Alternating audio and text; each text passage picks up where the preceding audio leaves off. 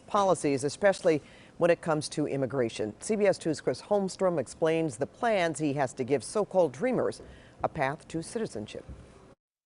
Just very overwhelmed with emotion. An emotional day for Lisbeth Ablin after watching the inauguration of President Joe Biden.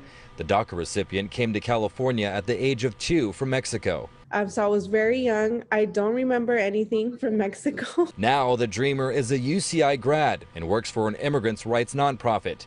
She hopes under the Biden administration she'll be granted a path to citizenship. The United States is my home, and specifically California. California has a high population of Latinos, and this is where we call home. I think we created our own culture here. My roots are here. In a historic move, President Biden signed an executive order to take actions to safeguard the DACA program, a program President Trump tried to suspend. His attempts were blocked in court. Aside from protecting these people from deportation, roughly 640,000, Biden's ultimate goal would give them a path to citizenship within the next 3 years. It's part of the U.S. Citizenship Act of 2021, a broad immigration bill that, if passed by Congress, could legalize millions of undocumented immigrants.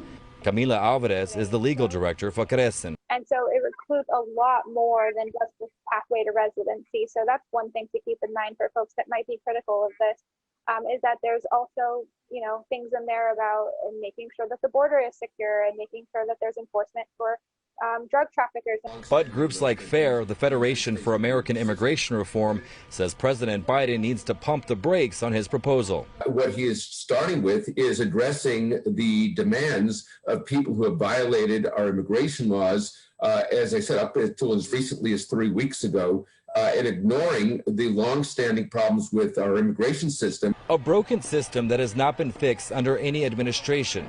Not only are we productive to society and to the economy here in the United States, but we bring culture, we bring values, and I think it's time for us to be part of American society. And Biden's proposal could give up to 11 million undocumented immigrants a path to citizenship, but ultimately it's Congress that makes the decision. Chris Holmstrom, CBS 2 News. And besides immigration reform, President Biden says his priority is coronavirus. He has signed an executive order moments ago requiring masks to be worn